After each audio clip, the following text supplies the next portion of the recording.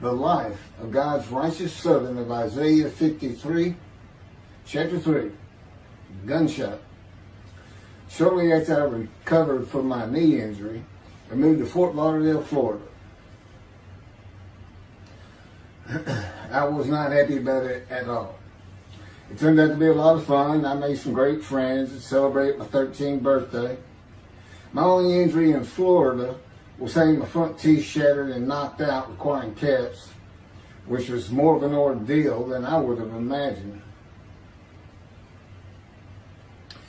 We returned to West University in Houston after 2 years. My mom was not doing well at all, and it was getting close to her second suicide attempt.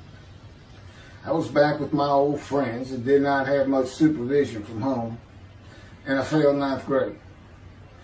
I made my own decisions, and I rarely listened to others.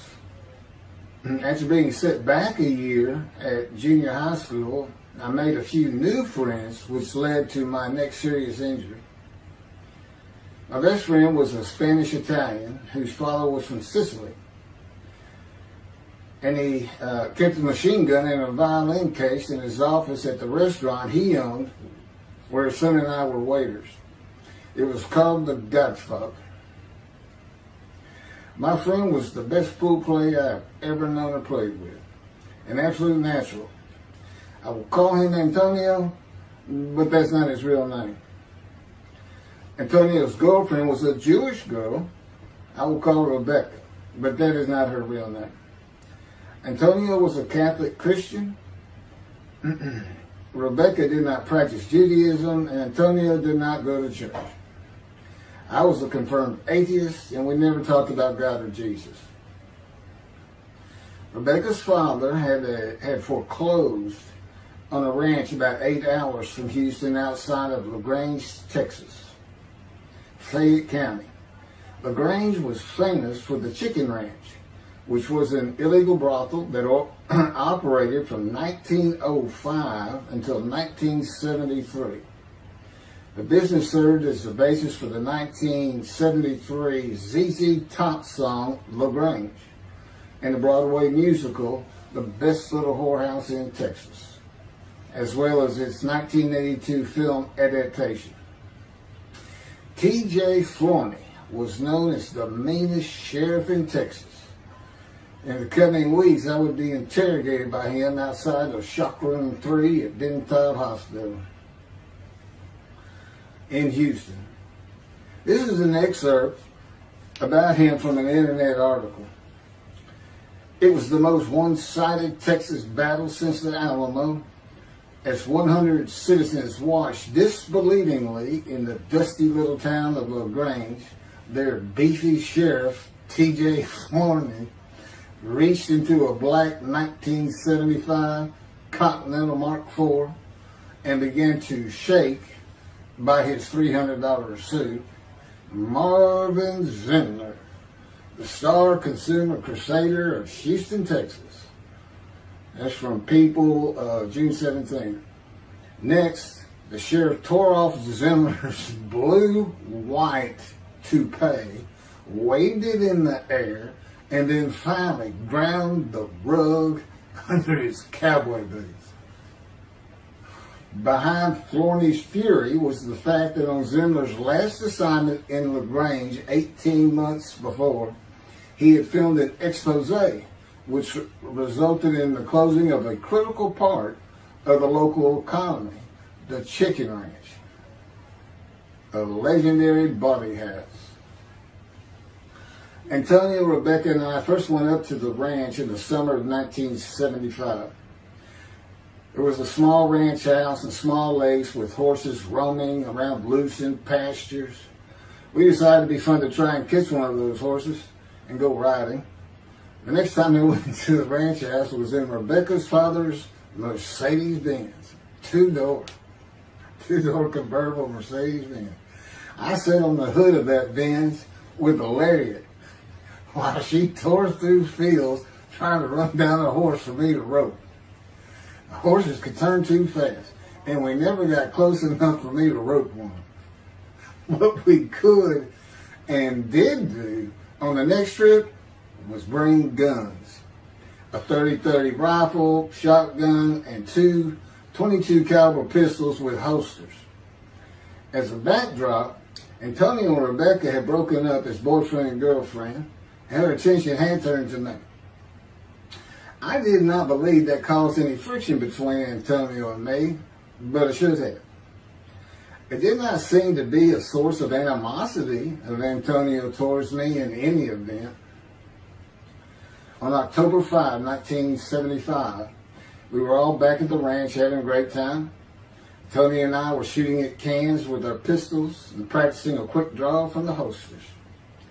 We were standing shoulder to shoulder about 3 feet apart, and he was a little forward of me.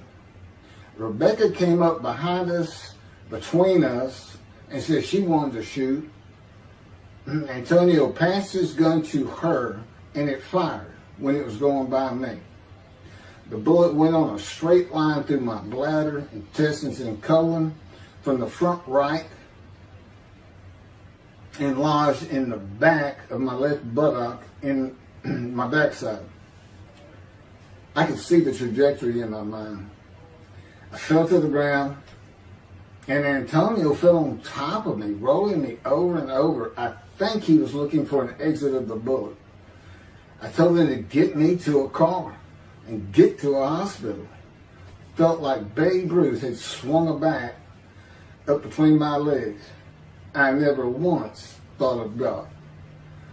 On a big ranch, there are several gates for different sections of land and different purposes, usually with chains and a lock. When we got to the first one, I told Antonio, drive through it. I told him to ram it. I knew I was dying, and all I could think of was, you have got to hurry. I didn't panic, but I had never been so afraid and had never felt fear like that again to this day. Sometimes I think I have forgiven Antonio for accidentally shooting me, but I have not and cannot forgive him for stopping at those gates. I'm still mad about it. I was seriously angry at him. We got to the LaGrange Hospital before noon on a Sunday. They had to call the doctor to come in. I asked the nurse for something for pain, and she told me my vital signs were too low. That if she gave me a shot of morphine, I'd drop dead right there. It would kill me. No pain medication. The doctor came and looked at me and said there's nothing they could do there. He told me they were getting an ambulance to take me to Houston, Bentob Hospital, where they operated on gunshot victims all weekend long and do to this day.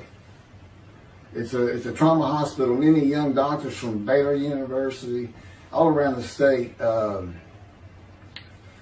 It's a high desirable place to be because you're cutting all. If you want to be a surgeon, you're cutting all day long. I knew one thing with the certainty. I could not pass out or fall asleep. If I did, I would not come back. In an ambulance, I talked to two fellas that were tending to me, as much as anything to stay awake. I asked them such things as what it was like to be married, graduate high school, have a career job, but my mind repeated over and over, you have got to hurry. We arrived at dusk. This happened before noon when I got shot, so now it's getting dark. When the ambulance opened, my brother jumped in to help. My mom was standing by the entrance to the shock rooms in her fur coat. She later told me that since Bentob was a public hospital, it might help if they thought we had money. I didn't see my dad, but my sister told me later, the whole way to the hospital, all he could say was, to God, please don't take my boy from me. I had stayed awake for some 6 to 8 hours in awful pain. They took me to shock room 3. It was filled with people giving orders and very loud. On the table, the nurse told me she had to put her finger in my bottom, which embarrassed me. And I raised up like a sit-up and saw nothing but blood rushing from my bottom onto the table. You have to hurry is all I could say. They finished prepping me for surgery and rolled me to a hall in a line of others awaiting surgery. Then someone was saying my name, and I opened in to see T.J. Forney, Sheriff of LaGrange. He wanted to know if I'd been shot intentionally, what we were doing at that ranch, did we have permission to be there, and et cetera, et cetera. I told him I thought it was an accident and to leave me alone. I never saw him again. I didn't have to wait long. The orderlies bypassed everyone in front of me and took me to surgery. I awoke in a large room with about 10 beds on my side of the room and 10 beds on the other, with other patients, and I could hear moaning and crying here and there. It took a few moments to remember what had happened and why I was in there. I fell back asleep, and when I woke, my dad was telling me he would have me out of there into a private hospital as soon as possible. It was the next day when they transferred me to the Methodist Hospital in the medical center, where they had operated on my knee, and I had spent weeks there. I had a hose with a bag coming from my bladder and a colostomy, an opening called the stoma, which is your intestine on the outside of your abdomen, with a bag over it for going to the bathroom. I was out of danger from dying, but still very weak, and I needed to gain some weight. The track team was already getting together, running distance and cross-country workouts provided by the coach, preparing for track meets in the following school semester. I lived about a half mile from the high school. The day I got home, I walked to look at the track. It did not seem possible I could get back in shape. I was afraid to cross the roads to the school. I could not even trot to get out of the way if a car came my way. My insides felt like jelly, and I had been warned that too much physical exertion in the first 10 days could cause a stomal hernia, and my intestines to start extending from my body. I was homeschooled for the rest of the semester by a private volunteer tutor, and passed classes I probably would have failed. The beauty of that gunshot was that it changed me. I was never going to graduate high school, having failed so many classes. So I set up night school classes for the next and my last semester of high school. I was 18, soon to be 19, and a senior.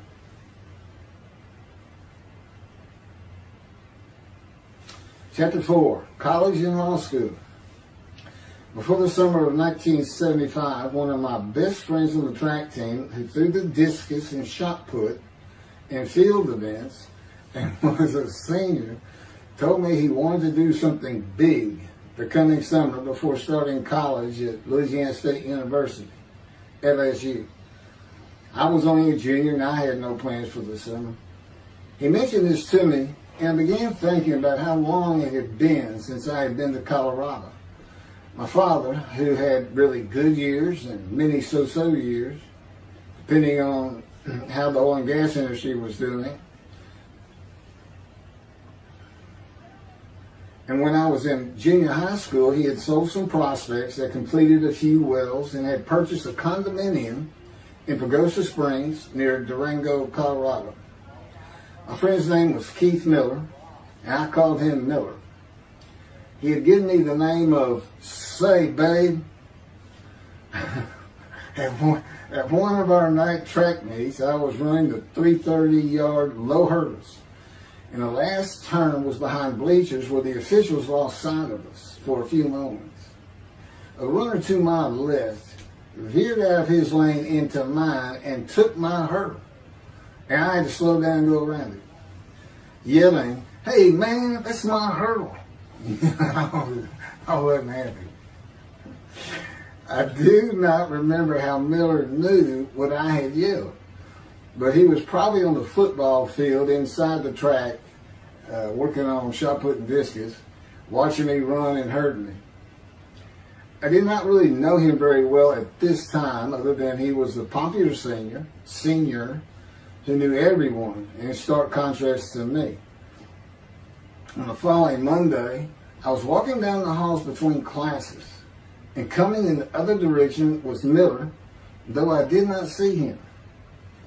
Then as he was passing me in a loud voice, loud enough for everyone in the entire hall to hear, I hear, "Say, babe, that's my hurt."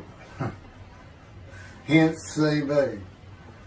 That began a really good and fun friendship, and I got to know the class I should have been in if I had not failed ninth grade. And because I was Miller's friend, I was immediately accepted by anyone he introduced me to. I found out about 40 years later on Facebook.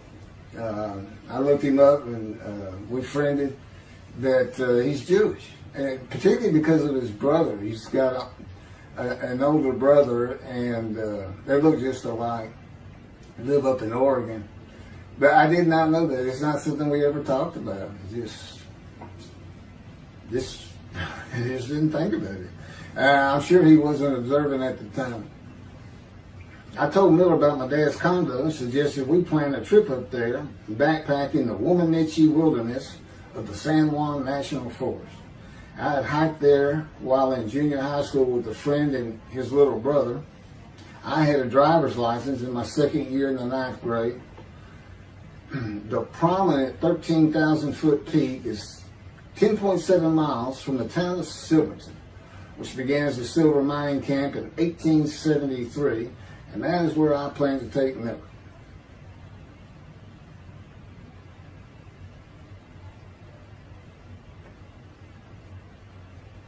So Miller and I take off. We use his car. As I said, he was getting ready to graduate, and his dad had bought him a Toyota, I can't remember the name right now. My dad's condo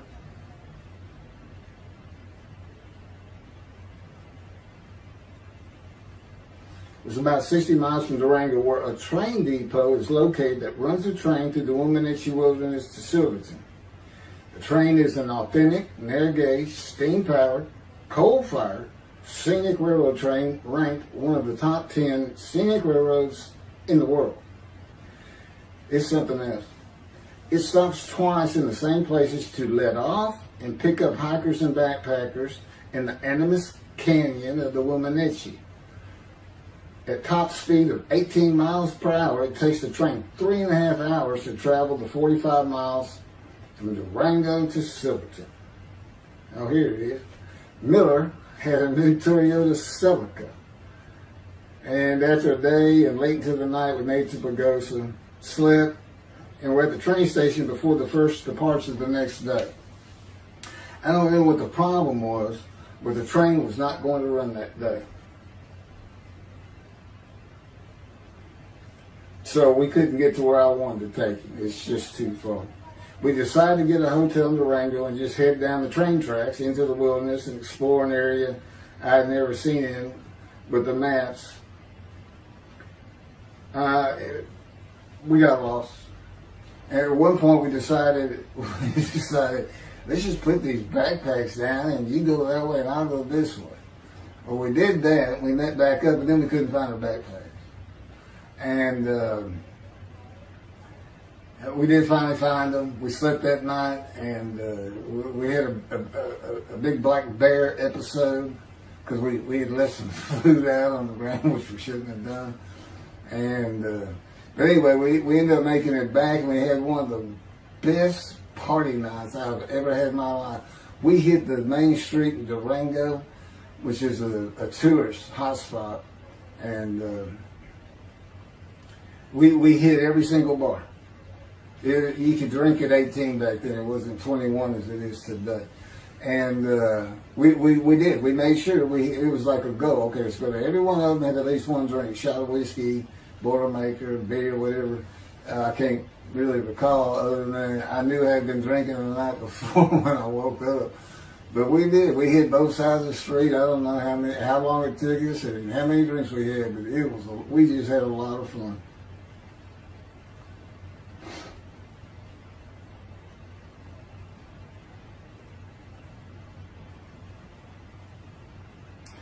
Okay, I'll be coming to chapter, I guess it's 4. I don't know. I thought I was coming up to the cancer story, but this is different. This is getting into alterations while at school.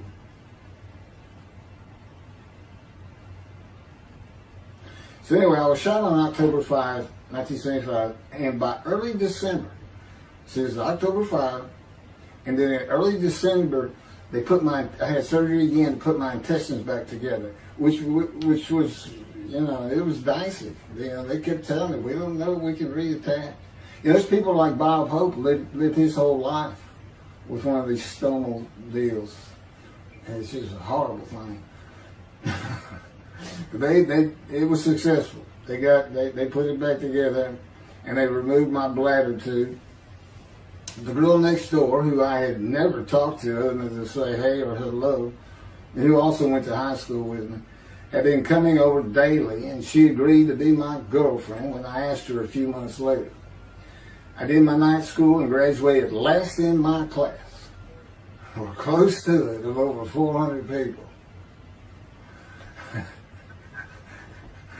In late December, I began running with the track team. Now, I had surgery early December, and I already got out there with them, which was difficult. Pulling 2 tires on the cinder track, you know, there's a rope, 2 tires, and you put a harness around your waist. I had to put mine high up on my shoulder. On the cinder track for a lap and a half, 660 yards with 2-minute intervals, 6 times was the toughest. My speed and quickness were still there, but distance running and my endurance, it took quite a while to come back.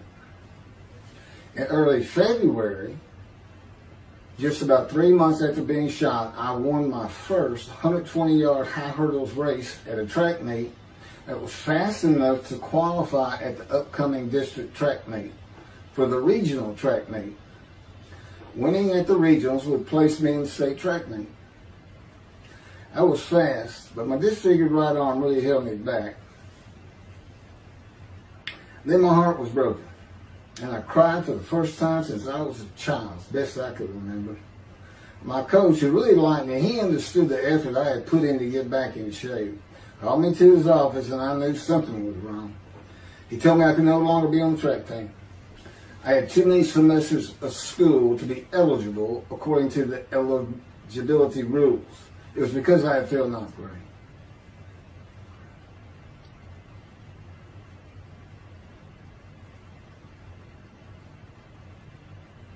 And of course, I had no one to blame but myself. Skipping school all the time, just not trying or caring about learning was why I failed. I was not lacking in intelligence and common sense, as many people thought of me.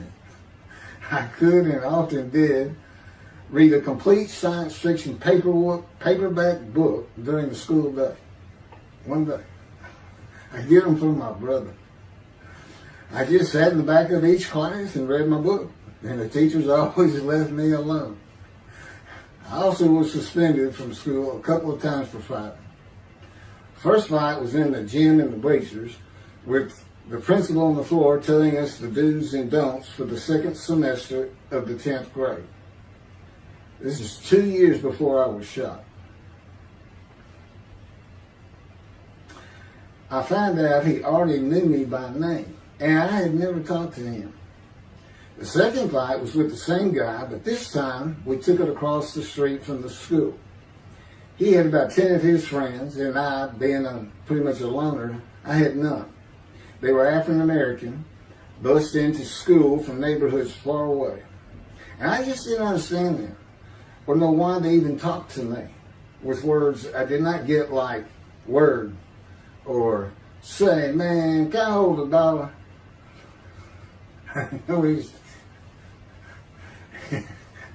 That is what started the fight in the bleachers.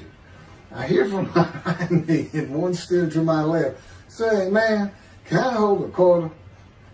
I turned around and just looked at him. And finally said, I did not have $1. Bored with the principal, I undid my ponytail. Mind you, he's sitting right behind me, and I'm well aware of that. And I brushed my long blonde hair and then reached into my pocket for some chapstick for my lips. When I pulled my hand out with the chapstick, turned out I did have a quarter. And from behind me, I hear, "Say, man, you said you don't have no quarter." To which I replied, turning around, "I don't have a quarter for you." The next part is kind of hazy. But I do know I grabbed him by the front of his shirt and threw him down the bleachers onto the students sitting below me. That is when the principal yelled my name and told me to go to his office. The next day, the guy and his friends were waiting on me when I got to school, and we fought across the street.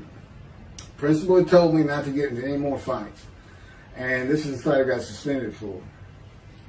I remember being in, after my suspension, being in the men's room smoking a cigarette in a stall, and a group of African Americans came in, and they were talking about the fight. What I remember was hearing, "That white boy went Muhammad Ali on him." My favorite fighter. I even saw the Ali Foreman fight in Kinshasa, Zaire, live in Amsterdam in 1974. And some of my best friends in high school were African Americans, mostly on the track team where we could get to know one another.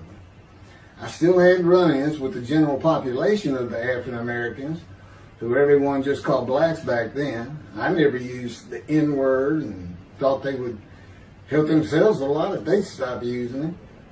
Mostly I think they were angry at being bussed in from neighborhoods far away.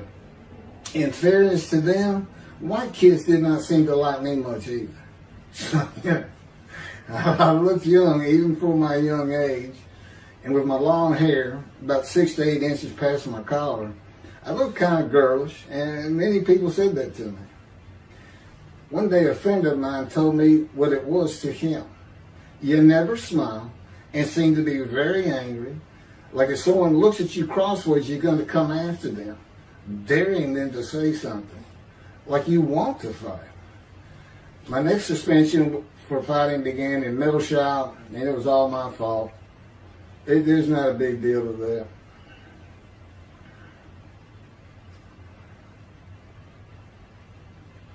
The last fight I was ever in came right before I was gunshot at the ranch. The accident really changed me and the way I looked at life. I never got in another fight after I got shot. It took some of the fire out of me. My longtime friend from junior high school and I were at Memorial Park at night and walked down a train track that ran through the woods, away from the streets and recreation areas. We went to the center of a long railroad trestle bridge that ran over a bayou to wait for a train to round the corner from either direction on a single track. When a train would round the corner, we had to run and jump off the trestle after clearing the bayou. We were drinking beer. As we were sitting, we started talking about the price of gas that was 44 cents a gallon in 1975. Anyway, the trains weren't running. We got up to leave, and as we're walking down the steps, he said something about my father and about how to find oil and gas. And I turned around and just hit him with everything I had, with my right arm. And I realized, what a stupid thing to do. I called him the Big Sweet. He's huge Norwegian. His hair was white and long and longer than mine. His hand was the size.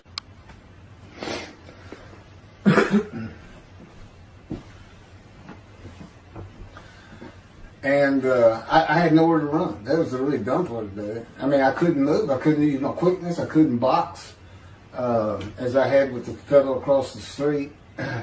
And he just took one big swing. He's very athletic. Coaches all wanted him on the high school team, but he didn't want to. Football team. And but anyway, he hit me just one time. That was the whole fight. It was just 2 hits. My measly hit with my right arm. I let it fast, and I hit him where I wanted to hit him. Well, I say that. I didn't even think about it. But he just about knocked me senseless. I mean, I saw red. And so anyway, that was it for our friendship. We just, although after I got shot, he and I got back together a little bit. But by that time, I had met Denise next door. And I wasn't going to be going out drinking beer at the trestle anymore. I was going to get serious, and that's when I stood up my night classes and everything. The big Swede.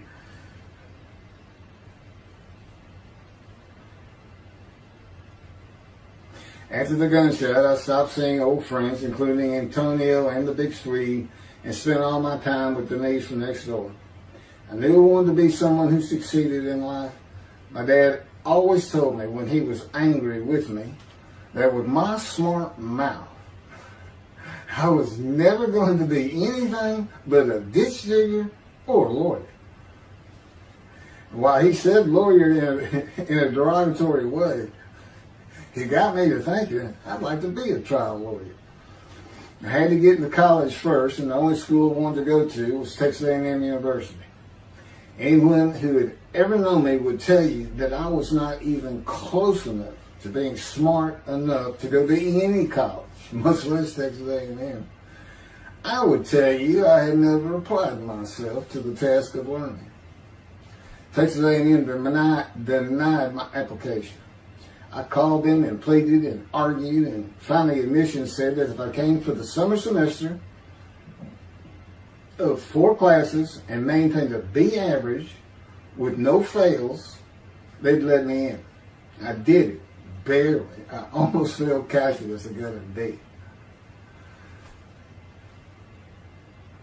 Just a quick thing on Texas A&M, because it relates to World War II, which always makes me think of the Holocaust, and how many Aggies were involved in that. Texas A&M enrollment began on October 2nd, 1876, and admission was limited to white males, and all students were required to participate in the Corps of Cadets and receive military training. Many Aggies served in the military during World War II, with the college producing 20,229 combat troops. Of those, 14,123 Aggies served as officers, more than any other school, and more than the combined total of the United States Naval Academy and the United States Military Academy. During the war, 29 A&M graduates reached the rank of general. Texas A&M is more than a great university. It's the home of the Aggie family with a long history of spirit and tradition. And I'm going to pass through all that. You can read. I got all this from Wikipedia. Well, like Notre Dame, it's a school full of tradition, especially notable at football games and in campus life, drinking beer at the Dixie Chicken. I had a good friend in what is now the Volunteer Corps of Cadets, and we've been shooting pool and drinking beer all night on the weekend, and finally left sometime after midnight. I walked my friend back to the quad, Corps Cadet Quad, a large open area where people could gather, surrounded on 4 sides by dorms for cadets only. And I dropped him off at his room. Before he shut the door, he looked at me, and not for the first time, said, "Want to race?" He's fast. We raced many times. I said, yeah. Of course, we were pretty much, we've had a lot of beer. I said, yes. And he went to the end of the hall and took off at the other end of the hall. He was fast, but I was pulling away with just a few yards to go and hit the wall before I could stop and busted my chin open. Blood's pouring out everywhere. People opening doors. Look, that's what the little guy did to the tall guy. Taller guy. I also sprained my ankle. These are my injuries at Texas A&M. I also sprained an ankle so severely playing basketball with football players that I was in a cast for 6 weeks. Those were my only injuries in the 3 years at A&M. It was the gunshot that changed me, everything in my life. I married Denise when I graduated from A&M in '79, just 3 years after graduating high school. I went through in 3 straight years. Because I had those hours from the first summer, I just went ahead and went the next summer too. And I got out of, and the average for most A&M students is 5 years. But I went through in 3. And of course that meant I never dropped a class, which also meant I had a low GPA, grade point average. And I didn't realize how important that was for admission to law school. I was denied admission from every school across the nation I thought I could get into. I do not know how my dad knew about South Texas College of Law in downtown Houston, but he made some inquiries and found out the dean was a graduate of Texas A&M. And we're known for helping each other. We set up an appointment with the dean. I told him of my rather intense home life and wayward ways, and that the A&M had given me a chance to prove myself as a capable student. You know, he hemmed and hawed, looked around the ceiling, and gave me the same opportunity A&M had. 4 summer classes, D average, no fails. I did it. I was terrible at chemistry and math, but it turns out I had good reading and comprehension. It's probably from reading all those science fiction books in school. I graduated in '82, and I did great on the bar examination. Keith Ellis McCarty, attorney at law. Who would have believed it? Which reminds me of verse 1 of Isaiah 53. Who can believe what we have heard? That's what any of my friends would say about me getting out of law school. Much less what's happening today. You go find somebody that knew me in high school, they say, who? Oh, that can't be true. Get out of here. I know him. Forget about it. Chapter 5.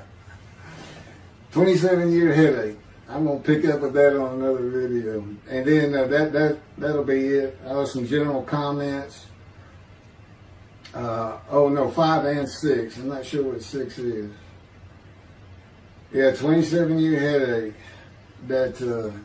I'll go ahead and mention God in one of these accidents. And I won't say anything about the dog who took a hard left between my legs. Just about severed my knee, my leg at the knee. I won't mention that. Or hitting the big Swede on the track. Unbeknownst to me, my arm just took off. I wouldn't have hit him with my right arm.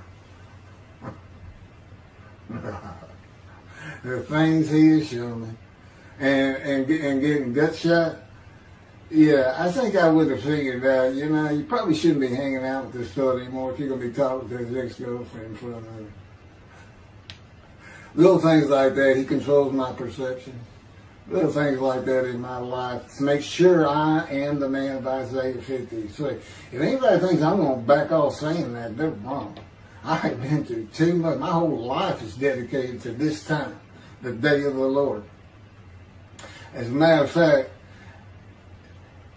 what about my day? What about my day? Well, he said, well, first of all, God's speaking with you and living with you. Most people say that's pretty good. I said, yeah.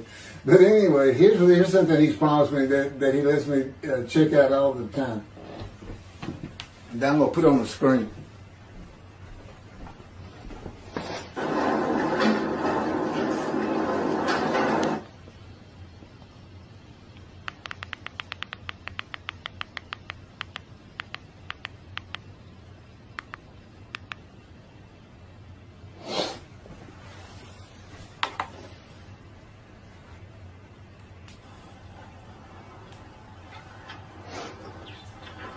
The Radiant GP Cycles, Shorties, Slip-Ons, Code Startup.